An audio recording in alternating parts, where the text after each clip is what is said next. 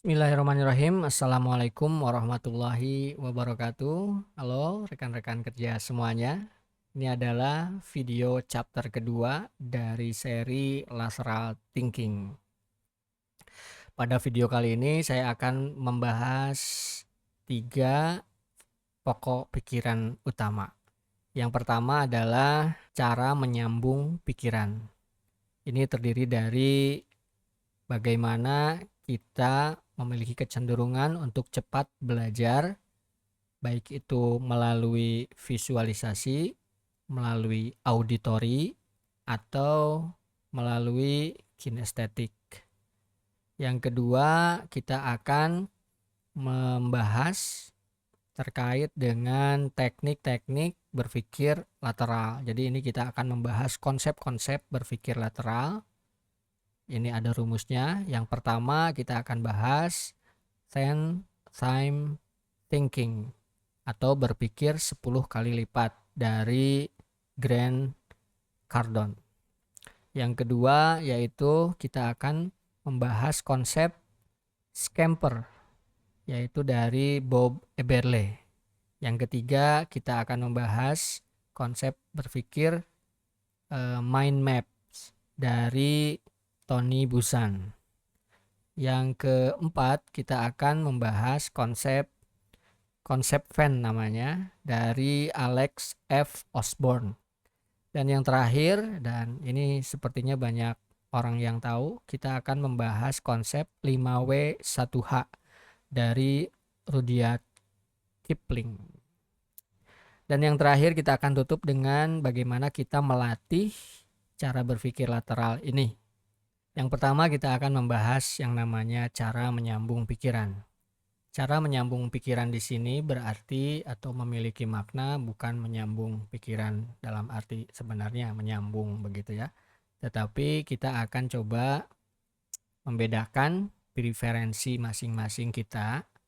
Apakah kita termasuk orang yang mudah mencerna atau mudah memahami dengan cara visualisasi, auditori, atau kinestetik.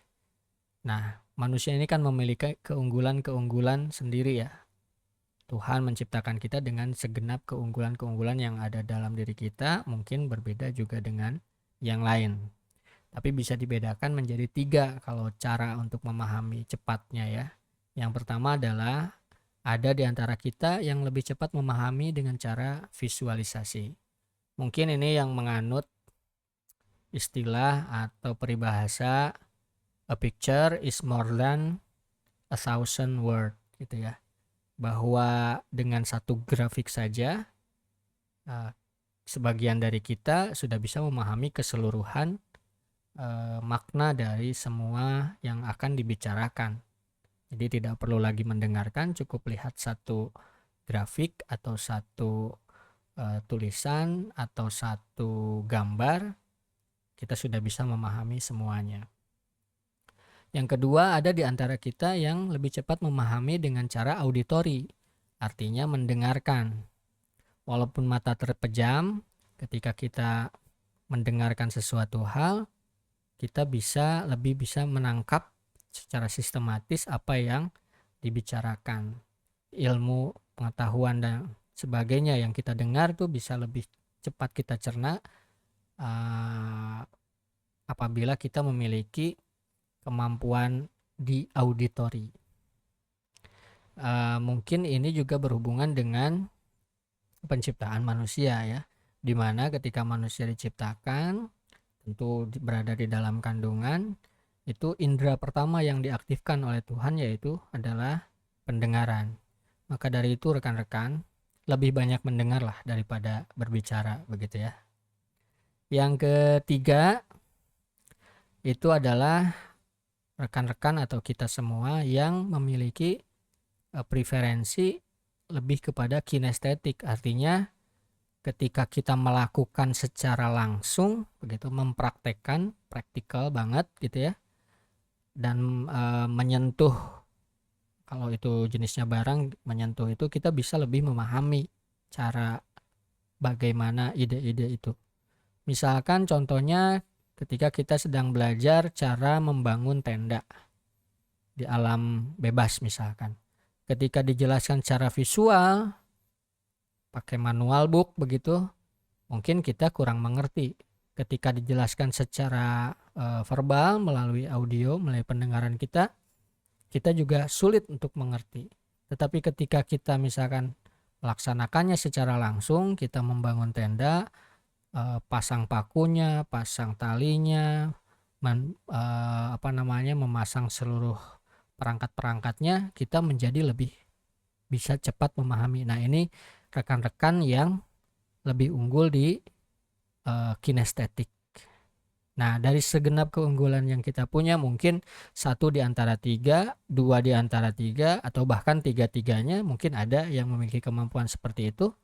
Ya, kita harus bisa memaksimalkan apa yang kita unggul di dalamnya, atau kita juga bisa melatih salah satu dari 3 yang menjadi lemah di cara kita untuk belajar. Nah, ini penting rekan-rekan untuk rekan-rekan pahami. Nah, pertanyaannya sekarang, rekan-rekan selama hidup ini lebih mudah memahami dengan cara visual, auditori, atau kinestetik? Baik, kita lanjut ke pokok pikiran selanjutnya, yaitu konsep-konsep teknik berpikir lateral. Yang pertama adalah konsep same time thinking, atau berpikir 10 kali lipat dari yang ada sekarang.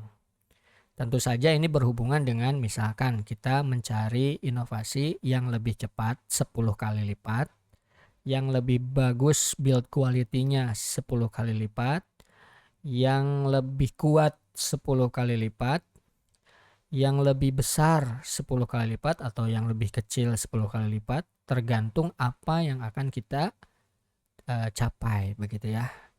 Atau kualitas-kualitas di dalam produk yang akan kita buatkan inovasinya itu 10 kali lipat lebih baik. Ya, 10 kali lipat ini bukan letterleh 10 kali lipat, tetapi jauh lebih baik, itu maknanya. Jauh lebih baik daripada yang ada sekarang. Yang sudah mempraktikkan ini tentu saja kita tahu, misalkan Elon Musk dengan self-driving car-nya. Ada mobil bisa jalan sendiri, kita tinggal klik tombol koordinat yang tujuan kita, dia akan jalan dengan sendirinya. Nah, walaupun mungkin penemunya bukan Elon Musk, tetapi Elon Musk memiliki segala daya dan upaya untuk mewujudkan itu menjadi nyata. Yang kedua, misalkan contohnya kaitan dengan teknologi 5G, di mana itu sudah ditemukan pada saat teknologi 2G atau 3G sudah ada. Artinya ini lompatan besar. Atau bahkan sekarang ketika zamannya 5G, ini sudah ada yang menemukan 10G, kan kita nggak tahu. Ini ditemukan yang 5G ini oleh Michael Lenke. Nah, dia menemukan itu dengan lompatan berpikir yang besar, kecepatan menjadi fokus utama dari teknologi 5G ini. Selanjutnya misalkan contohnya ya Steve Jobs dengan iPhone-nya. iPhone yang asalnya komputer berubah menjadi perusahaan teknologi terbesar dan terbaik tentu sampai saat ini. Bahkan memiliki iPhone itu seperti memiliki perhiasan ya rekan-rekan. Kebetulan saya sendiri belum punya iPhone. Artinya yang tidak memiliki iPhone itu, iPhone adalah cita-cita lah begitu ya, suatu pencapaian. Nah, same time thinking ini digagas oleh penemu yang namanya Grant Cardone. Beliau melihat konsep ini tuh sebagai konsep atau teknik berpikir lateral, artinya melampaui masanya begitu ya. Namun dari ketiga tokoh yang tadi saya sampaikan dengan segala inovasinya, tentu pasti ada penolakan-penolakan, pasti ada struggling dulu sebelum itu terwujud. Orang mungkin nggak percaya, timnya juga mungkin tidak termotivasi dan lain sebagainya. Nah, dibutuhkan person yang bisa bukan hanya berpikir lateral, tetapi bisa mewujudkan itu dan punya kekuatan untuk itu. Tentu lebih kepada kekuatan mental. Baik, selanjutnya ada konsep scamper namanya. Ini yang digagas oleh Bob Eberle. Scamper ini adalah singkatan ya atau akronim dari substitute, combine, adopt, M-nya modify, lalu juga P-nya put to other use, E-nya eliminate, R-nya reverse.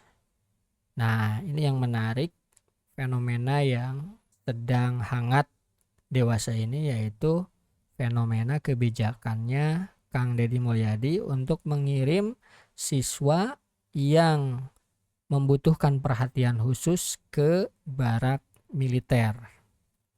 Coba kita bedah ya. Dalam konsep ini yang pertama adalah S, yaitu substitute.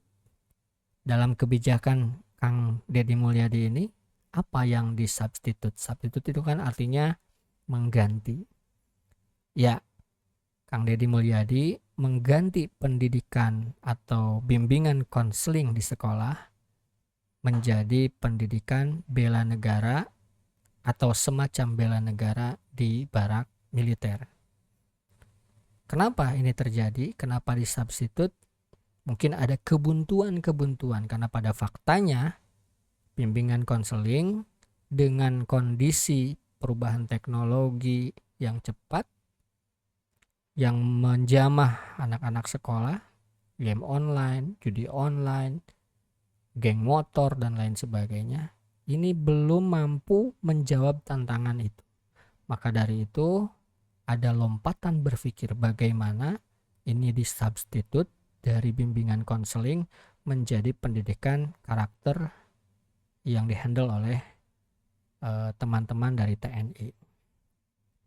Yang kedua adalah C, combine, menggabungkan.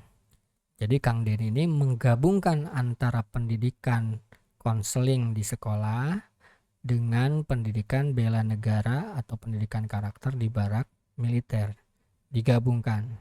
Karena pada faktanya anak-anak yang membutuhkan perhatian khusus ini dikirim ke barak militer itu untuk belajar juga. Ada pendidikan biasa yang diterima oleh anak-anak tersebut, tapi juga ada muatan-muatan pendidikan karakter yang lebih kuat, dikombinasikan. Sehingga tujuan akhirnya adalah membuat anak-anak tersebut menjadi lebih disiplin. Selanjutnya adalah adopt. Mengadopsi. Mengadopsi apa dalam kebijakan ini? Kang Deddy Mulyadi mengadopsi cara pendidikan yang dilakukan oleh negara yang lain. Nah, dalam beberapa videonya beliau menyampaikan Tiongkok sudah bisa dengan cara seperti itu. Ada percepatan-percepatan dalam proses pendidikan berkarakter ini. Bahkan kan tujuannya sebetulnya di 2045 Indonesia emas. Memang harus dimulai dari sekarang. Selanjutnya adalah modify. M-nya modify. Modify, memodifikasi. Apa yang dimodifikasi? Tentu saja pendidikan di sekolahnya tidak bisa dimodifikasi karena bukan kewenangannya Kang Deddy Mulyadi. Tetapi bisa memodifikasi cara pendidikan karakter itu sehingga kompatibel dengan anak-anak sekolah. Nah, pendidikan yang biasanya dilakukan di Dodik, di barak militer itu kan pendidikan bela negara bagi orang dewasa. Tentu bisa dimodifikasi supaya ramah terhadap anak-anak. Tentu saja pasti ada penyesuaian-penyesuaian yang dilakukan oleh TNI untuk melakukan pendidikan karakter kepada anak-anak yang butuh perhatian khusus ini. Selanjutnya P, put to other use. Put to other use itu mengganti kegunaan lah kira-kira. Ya gunanya dulunya misalkan Dodik ini untuk melatih bela negara, memperdalam wawasan kebangsaan, kecintaan terhadap NKRI untuk perusahaan-perusahaan yang bekerja sama dengan Dodik itu, untuk instansi pemerintah juga yang melakukan diklat di situ dan lain sebagainya. Ini put to other use untuk anak-anak yang memiliki perhatian khusus, yang harus diberikan perhatian khusus maksud saya. Nah, artinya ini dilakukan juga konsep put to other use. Selanjutnya eliminate, atau mengeliminasi.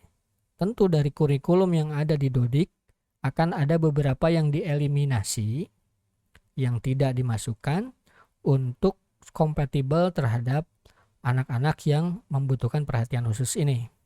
Dan yang terakhir adalah reverse. Nah, ini menarik. Reverse ini adalah membalik ya, membalik. Yang dulunya misalkan pada saat sebelum program ini dilaksanakan, ketika anak-anak dihukum di sekolah, orang tuanya pasti protes. Ya, orang tua milenial mungkin trauma dengan kondisi bullying dulu waktu kita di sekolah, hingga sangat protektif terhadap anak-anaknya. Misalkan ada guru yang dipidana karena misalkan melakukan kontak fisik kepada anak-anaknya. Ada guru yang dipukul, ditonjok oleh siswanya dan lain sebagainya. Nah, menggunakan konsep reverse ini, Kang Deddy Mulyadi berhasil membalikan yang awalnya orang tua tidak mendukung untuk dilakukan pendisiplinan di sekolah, sekarang justru orang tuanya yang membawa sendiri dan meminta untuk anaknya dilakukan pendidikan karakter. Tentu untuk anak-anak yang memiliki yang diperlukan perhatian khusus seperti yang kita bahas tadi. Nah, jadi dari seluruh konsep yang ada di dalam Scamper ini, sepertinya kebijakan yang dilakukan oleh Gubernur Jawa Barat Kang Deddy Mulyadi ini masuk dalam konsep berpikir lateral ini. Walaupun saya nggak tahu Kang Deddy bagaimana cara berpikirnya. Apakah menggunakan konsep ini atau secara naluriah dia memiliki kemampuan lateral thinking begitu ya. Tapi match banget. Jadi kita terus semangat Kang Deddy, mudah-mudahan pelaksanaannya juga semakin sempurna dan tujuan akhirnya menjadikan generasi yang lebih disiplin ke depan itu menjadi terwujud, dan Indonesia Emas tahun 2045 juga terwujud. Tinggal kita harus sabar dan istiqomah dalam menjalankan program apapun yang digagas oleh Kang Deddy Mulyadi. Selanjutnya kita masuk ke mind maps dari Tony Buzan. Nah, mind map ini sering digunakan oleh para guru ya untuk menjelaskan satu konsep atau satu teori supaya lebih jelas lagi. Ini juga bisa digunakan oleh teman-teman profesional atau leader di satu perusahaan atau leader di instansi pemerintah untuk membuat suatu konsep besar kaitan dengan percepatan atau ide-ide baru yang akan dilaksanakan. Seperti yang kita tahu bahwa satu konsep itu terdiri dari beberapa pokok-pokok pikiran, lalu beberapa komponen yang mendukungnya, dan mungkin sampai ke subkomponen, bahkan sampai ke detail begitu ya. Nah, dari seluruh konsep yang ada itu bisa dituangkan dalam satu kertas kerja namanya mind maps. Nah, secara konkretnya seperti yang saya lakukan dalam video ini, saya juga menggunakan mind maps untuk menjelaskan ini kepada rekan-rekan. Jadi ada pokok pikiran utama, yang utama itu satu, yaitu menjelaskan tentang lateral thinking. Lalu ada pokok-pokok pikirannya yang membentuk lateral thinking itu. Tadi sudah saya jelaskan di awal, yaitu bagaimana menyambung pikiran, bagaimana teknik lateral thinking, dan yang terakhir bagaimana kita melatih diri untuk lateral thinking. Dari pokok-pokok pikiran itu ada komponen-komponen yang membangunnya, yang mewujudkan itu. Misalnya tadi dalam cara menyambung pikiran itu ada secara visual, secara auditori, dan secara kinestetik. Dan konsep-konsep lateral thinkingnya ada 5 tadi saya sebutkan. Ada time thinking, scamper, mind map, concept fan, dan 5W1H. Dan bagaimana cara melatihnya nanti. Nah, ini dimasukkan dalam satu kertas kerja, satu lembar saja. Tetapi yang kita tulis adalah kalimat utamanya atau kata-kata kuncinya. Jadi dalam setiap paragraf itu kan pasti ada kalimat utama. Dalam setiap kalimat utama pasti ada kata kunci. Nah, lebih sederhana lagi, kata kuncinya itu dimasukkan dalam mind map. Sehingga dalam satu kata yang kita tuliskan itu menjadi kunci untuk dibukanya narasi-narasi yang mendukung itu. Iya, selanjutnya juga ada konsep yang namanya konsep fan dari Alex F. Osborne. Ini mirip dengan cara tadi mind maps dari Tony Buzan. Jadi ada pikiran utama, lalu didukung oleh pokok-pokok pikirannya, lalu didukung oleh komponen dan sub-sub komponen yang membangun itu. Sama saja, cuman cara menuangkan dalam kertas kerjanya yang berbeda. Kalau mind maps itu berpusat pada satu pokok pikiran utama, lalu membaginya kepada pokok pikiran, komponen, subkomponen sampai detail malah. Nah, kalau yang konsep fan ini dia satu garis. Misalkan konsep utamanya tadi lateral thinking. Lateral thinking itu terdiri dari apa saja? Dari cara menyambung pikiran, teknik-teknik berpikir lateral, dan bagaimana cara latihannya. Lalu dari cara menyambung pikiran itu ada visual, audio, kinestetik. Lalu dibagi lagi juga teknik-teknik lateral thinkingnya itu misalkan dari time thinking, scamper, mind map, concept pen, lalu juga sampai 5W1H. Dan latihan lateral thinkingnya apa saja? Misalkan kita membuat perspektif yang berbeda, 9 dot puzzle, lalu melihat banyak kegunaan dari satu benda dan lain sebagainya. Nah, cuman cara dan kertas kerjanya saja yang berbeda. Pada intinya ada paragraf utama, ada kalimat utama dalam paragraf tersebut, dan tentu dalam setiap kalimat itu ada kata kunci. Nah, kata kuncinya ini yang akan kita tulis dalam konsep pen tadi, dalam diagram yang atau kertas kerja yang konsep pen tadi. Dan yang terakhir untuk teknik berpikir lateral ini ada yang namanya 5W1H. Sebetulnya ini udah banyak di internet juga. Saya singkat saja. 5W itu terdiri dari what, where, when, who, why. Ditambah 1H, how. What, apa yang akan kita raih? Apa ide apa yang atau kegunaan apa atau solusi apa yang ingin kita capai? What. Nah, narasikan itu dengan sebaik-baiknya. Yang kedua, where, di mana kita akan mengeksekusi ide tersebut. Kalau tempatnya ada satu, tulis satu. Kalau tempatnya ada alternatif, tulis beberapa alternatif. Yang ketiga adalah when, kapan, dan bagaimana jadwal milestone-nya. Kapan itu berarti mengacu pada waktu ya, kapan, termasuk juga jadwal untuk mencapai itu, ada pasti timeline-nya ya. Yang ketiga, yang keempat, who, siapa saja yang akan terlibat di situ, siapa yang menjadi misalkan perencananya, yang menuliskan perencanaan atau yang merumuskan rencana-rencana kerjanya, siapa yang mengatur alurnya, siapa yang membawa logistiknya dan lain sebagainya, siapa dan lain sebagainya. Jadi ini berpaku pada orang. Selanjutnya why. Nah, ini kita harus mencari urgensi kenapa kita membuat ide seperti itu.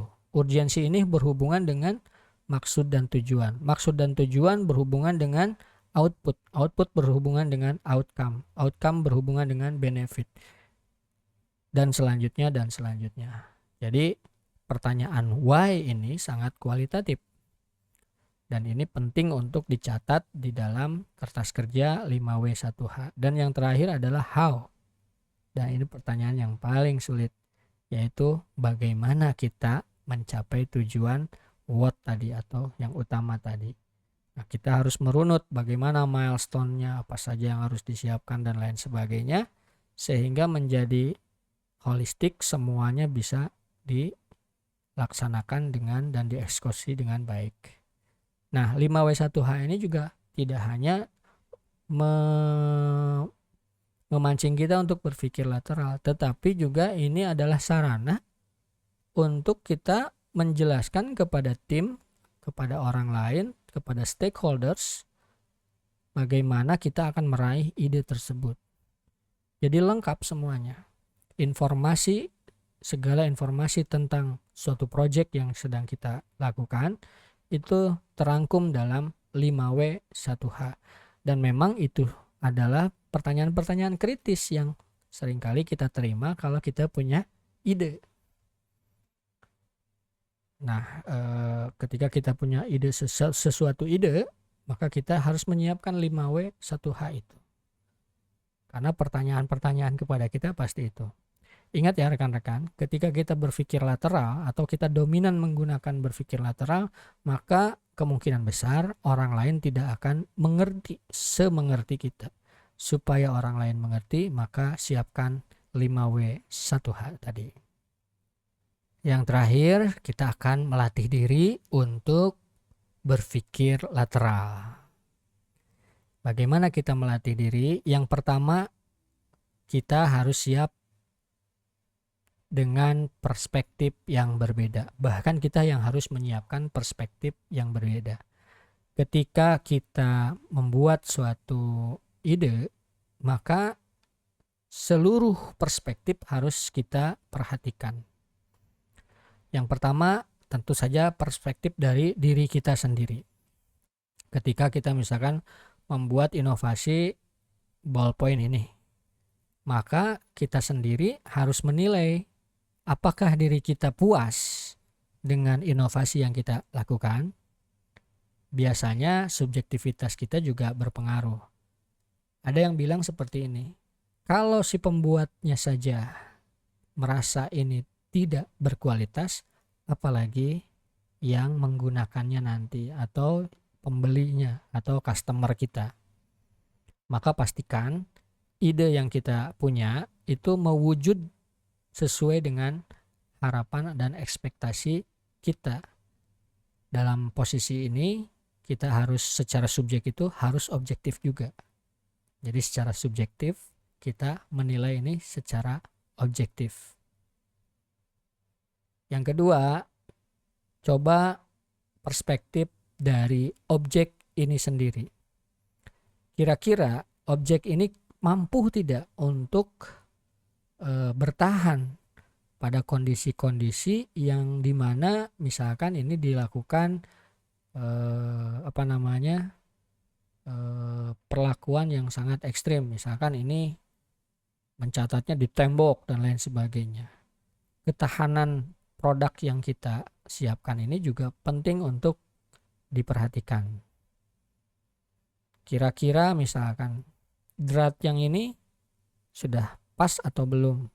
Wah, ini ada cacatnya misalkan. Ini harus kita perbaiki. Nah, disitulah penyempurnaan-penyempurnaan yang akan terjadi ketika kita melihat perspektif yang berbeda, bahkan dari objeknya sendiri, dari objek yang kita inovasikan sendiri itu. Juga dari kondisi yang mungkin terjadi pada objek ini. Cari perspektif dari situasi dan kondisi yang mungkin terjadi. Misalkan ini tenggelam di air, tahan air atau enggak. Ini misalkan terjatuh dari satu ketinggian tertentu, atau ini situasinya misalkan terlalu dingin atau terlalu panas, berapa kekuatan panas yang bisa ditahan oleh benda ini, dan lain sebagainya dan lain sebagainya. Jadi perspektif yang berbeda atau di luar dari perspektif kita juga harus diperhatikan sehingga kesempurnaan dari inovasi kita itu bisa terwujud. Selanjutnya kita bisa latihan dengan cara menggunakan 9 dot puzzle atau puzzle 9 titik. Nah, dari puzzle 9 titik ini kita harus bisa membuat garis dengan 4 garisan yang tidak terputus. Dan 9 titik itu harus terhubung dengan baik. Bagaimana caranya?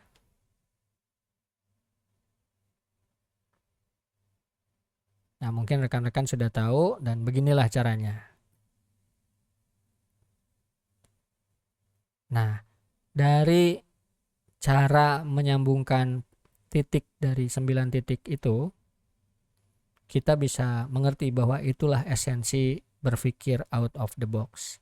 Artinya, kita tidak terpaku pada garis-garis batas yang ada dalam pikiran kita, yaitu titik-titik terluar tadi. Padahal perintahnya jelas, 4 garis, tidak terputus. Bukan berarti harus di dalam titik-titik terluar tadi, tidak boleh melewati titik terluar tadi. Ya, namanya juga think out of the box. Nah, kita harus melatih itu. Nah, titik-titik itu mewakili dari batasan pemikiran kita. Jadi kita harus melampaui batasan pemikiran itu. Nah, kita latih cara-cara kreatif seperti itu. Selanjutnya, misalkan kita mau melakukan inovasi pada benda tertentu, ya. Saya contohkan lagi, misalkan ballpoint yang berbeda. Nah, ini contohnya. Ini adalah stylus, ya. Nah, kegunaannya apa saja? Kalau tadi ballpoint biasa, lalu ada inovasi namanya stylus. Dari ballpoint biasa ini, kegunaannya apa saja yang bisa dilakukan ya? Yang pasti yang pertama menulis. Yang kedua misalkan untuk menjadi tanda petunjuk. Misalkan kita nunjuk sesuatu sana gitu. Yang ketiga bisa menjadi misalkan alat untuk menggaruk.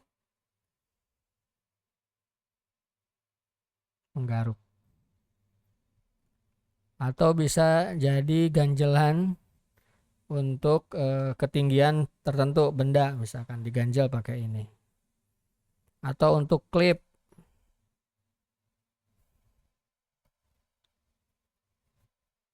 Klip kertas bisa. Nah, ada inovasi seperti ini. Ini ballpen yang sama sebetulnya, tetapi ini bisa jadi stylus untuk tablet drawing. Ini bisa juga menjadi mouse.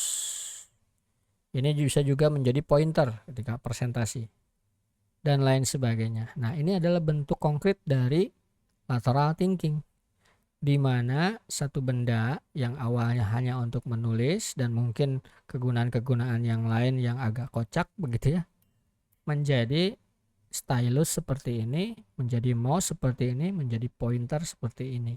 Nah, ini adalah bentuk kreativitas lateral thinking. Selanjutnya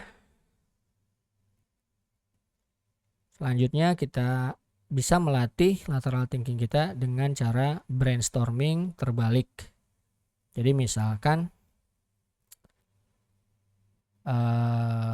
ada permasalahan seperti ini. Kenapa pelanggan tidak datang ke toko kita? Itu permasalahannya. Berarti faktanya adalah pelanggan tidak datang ke toko kita. Kita balik. Kenapa tidak kita yang datang ke pelanggan. Nah, ini brainstorming terbalik. Artinya kita lebih mendekatkan diri terhadap pelanggan. Bagaimana caranya? Kan begitu pertanyaannya. Bisa menggunakan media sosial. Bisa menggunakan perusahaan-perusahaan yang bergerak di bidang ekspedisi yang saat ini marak terjadi. Yang dulunya kita harus makan bubur ayam itu kita harus datang ke tempatnya, sekarang tinggal kita gunakan handphone, pesan makanan di situ, makanannya datang sendiri. Nah, pertanyaan yang tadi, kenapa tidak ada pelanggan yang datang ke toko, dibalik menjadi kenapa tidak kita datang ke pelanggan dengan berbagai macam media teknologi yang ada di kita. Selanjutnya yang terakhir adalah ini latihan juga untuk lateral thinking, yaitu adalah menyambung ide. Jadi ini seperti permainan menyambung kisah atau cerita ya. Nah, dengan cara menyambung ide ini kita bisa menemukan inovasi-inovasi baru. Misalkan tadi kembali lagi kita contohkan dengan ballpoint ini. Satu orang misalkan menyatakan bahwa ballpoint ini kita akan inovasikan untuk tidak ada penutupnya karena penutupnya suka hilang. Ini masalahnya. Ini masalahnya penutupnya suka hilang. Sehingga kita tidak perlu pakai penutup. Yang paling penting adalah tintanya tidak keluar sehingga ballpoint ini bisa awet dan tidak kering. Maka dari itu dibuatlah inovasi, dilanjutkan oleh tim yang lain. Oleh karena itu maka kita buatkan mekanisme untuk tintanya tetap di dalam kalau tidak digunakan, dan tutupnya kita hilangkan. Tanpa tutup kita sudah bisa menggunakan ballpen ini dengan cara menekan per yang ada di sini. Nah, ini adalah bentuk inovasi. Selanjutnya dilanjutkan lagi. Kenapa tidak kalau ballpen ini hanya untuk ditulis di atas kertas? Kenapa tidak bisa jadi pen drawing atau stylus untuk tablet drawing? Maka jadikanlah seperti ini. Selanjutnya bisa dilanjutkan lagi oleh ide yang lainnya, yaitu bagaimana pen drawing ini menjadi mouse. Maka dibuatlah tombol 2, klik kanan, klik kiri, atau bisa disesuaikan sesuai dengan keinginan kita. Lanjut lagi dengan ide-ide yang lainnya, dan semuanya ide-ide itu out of the box pada awalnya. Karena sudah ada saja sekarang inovasi tersebut sehingga itu dianggap biasa. Nah, rekan-rekan, dari seluruh latihan berpikir lateral yang sudah saya sampaikan tadi, kapan kira-kira rekan-rekan bisa membuat ide-ide baru di pekerjaan rekan-rekan, di usaha rekan-rekan, di bisnis yang rekan-rekan geluti sekarang? Mulai dari sekarang rekan-rekan. Mudah-mudahan rekan-rekan bisa melakukannya dan membuat lompatan-lompatan inovasi yang keren. Sehingga ke depan kita sebagai generasi muda di Indonesia ini bisa mencapai yang namanya Indonesia Emas 2045 dengan segala inovasi yang kita punya. Baik, itu saja rekan-rekan untuk video kali ini. Terima kasih atas perhatiannya. Sampai jumpa. Wassalamualaikum warahmatullahi wabarakatuh, rekan-rekan kerja.